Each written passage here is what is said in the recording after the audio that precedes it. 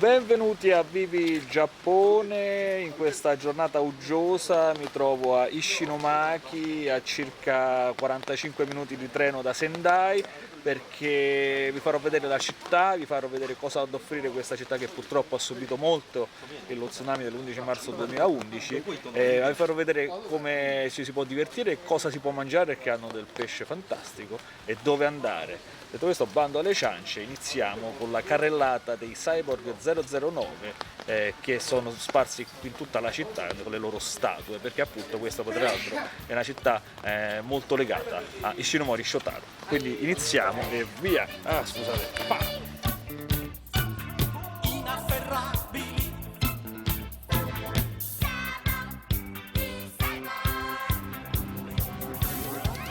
Tutti per uno, uno per tutti. Siamo i Cyborg. Tutti e nessuno, nessuno e tutti. Siamo i Cyborg. Stringi i pugni e vai, mari e monti tu scavalcherai e nessuno ti fermerà mai. Stringi i pugni e vai, vai.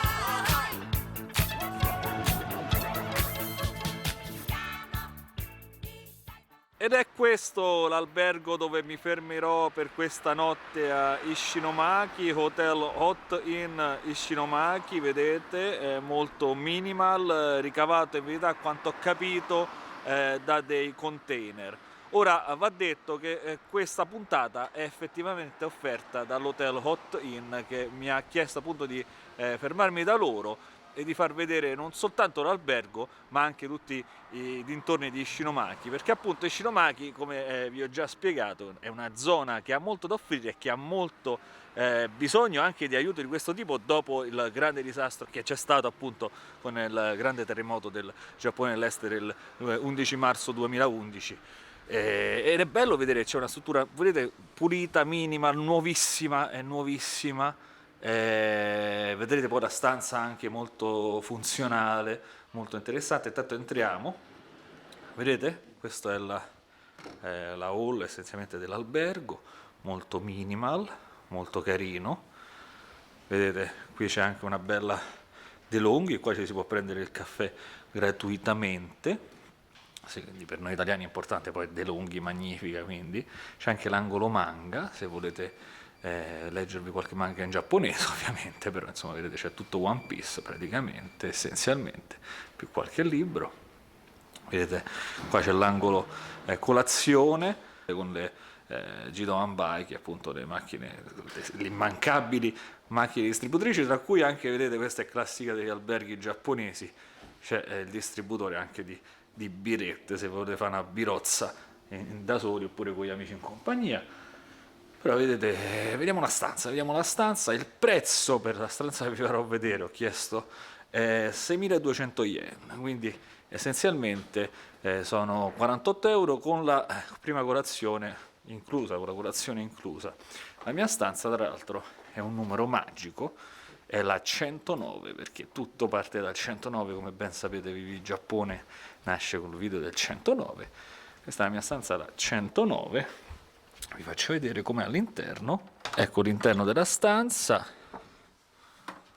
molto molto tranquilla, molto carina, vedete, pulita, con immancabile moquette, vedete il letto abbastanza spazioso, è una stanza singola questa, una finestra abbastanza ampia che dà sulla strada in questo caso, vedete c'è il televisore e vi faccio vedere anche il bagno, intanto eccomi qua, buongiorno, e questo è il bagno, il washlet immancabile del Panasonic, c'è una bella doccia insomma con classico furo giapponese, comunque più grande secondo me della media normale. Questa è una chicca che voglio far vedere: quando andate nei bagni giapponesi e trovate la carta igienica così a triangolino, vuol dire che è stato appena pulito la maggior parte delle volte. A volte sono gli altri clienti che lo fanno, ma diciamo, se cercate un bagno pulito cercate il triangolino. Quindi siamo una bella stanza, una bella stanzetta, e di cui mi fermerò questa sera, da cui insomma progetterò tutto il viaggio. Continuiamo l'avventura a Shinomaki e vediamo dove vi porto.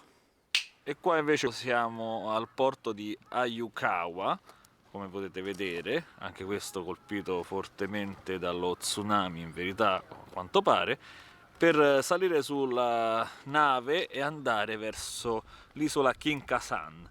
Sì, lo so che San, appunto, come vi ho spiegato nel video dei kanji, vuol dire montagna, ma è un'isola. Kinkasan, isola, perché vedremo, oltre a un bellissimo santuario, se siamo fortunati, un sacco di scimmie e un sacco di cervi come quelli di Nara. Quindi bando alle ciance, vediamo che succede.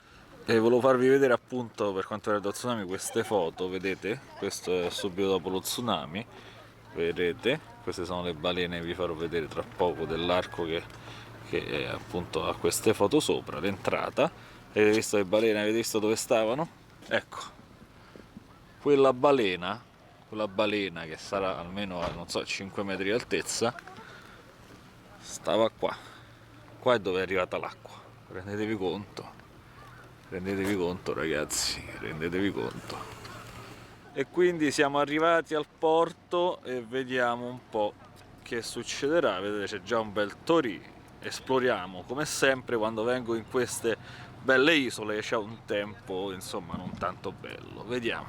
Ed eccoci arrivati qui al Kogane Jinja, famosa appunto Jinja qui dell'isola. Vedete, tutta l'isola è sacra, ma comunque lo vedremo con calma.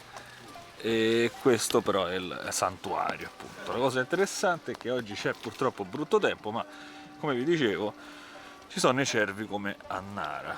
Oggi adesso ce n'è solo uno, anzi no, eccoli, vedete? Sono i cerbiatti come a Nara, perché sono appunto sacri anche qui. Stanno sull'isola. Ci dovrebbero essere anche le scimmie, ma purtroppo non so se le vedremo con questo tempaccio, speriamo. Però guardate che carini, proprio come a Nara. Vedete, qua ci sono gli ema. In questo caso non sono ema otaku come quelli che vi ho fatto vedere al tempio lì a Tokyo, al Kanda Jinja, ma ci sono, vedete, direttamente le conchiglie, essendo un posto di mare.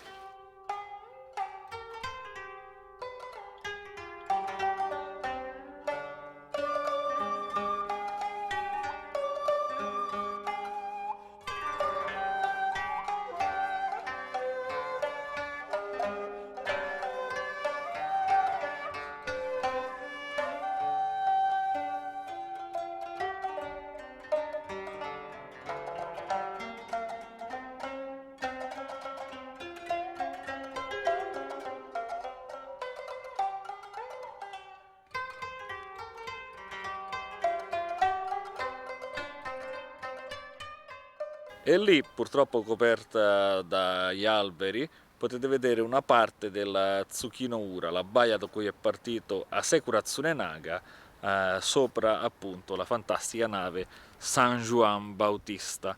Lui è Asekura Tsunenaga, ne abbiamo parlato varie volte, è il samurai che è stato inviato, è stato incaricato da Date Masamune di arrivare in Vaticano per aprire delle pratiche commerciali di scambio e direi quasi gemellaggio con appunto il feudo di Sendai e appunto il Vaticano e l'Italia in generale. Purtroppo la cosa andò male e saltò tutto per via delle persecuzioni dei cristiani durante quel periodo in Giappone.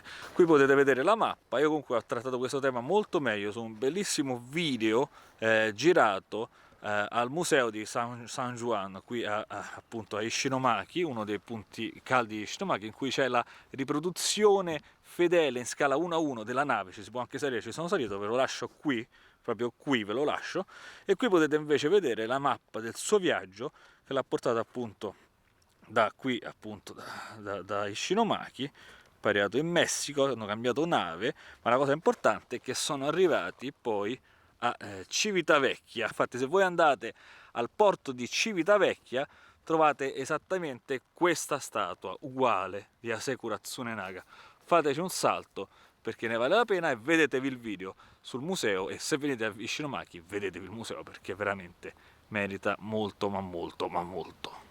E qui ci troviamo davanti a un simbolo, uno dei simboli della rinascita di Ishinomaki, Il Ishinomaki Genki Ichiba è il mercato Genki è praticamente dell'energia, del buon umore, lo stesso di Genkidama tra l'altro, di Ishinomaki, ricostruito dopo lo tsunami. Vedete qui stanno ancora i lavori in corso, perché ovviamente nonostante siano passati 8 anni ci sono molte cose ancora da rimettere a posto, ma questo è pronto, è diventato un punto di ritrovo per tutte le persone di Ishinomaki. Mi hanno dato il permesso di filmare all'interno, quindi lo farò, vi faccio vedere qualcosina anche perché so che vi piacciono i supermercati come sempre.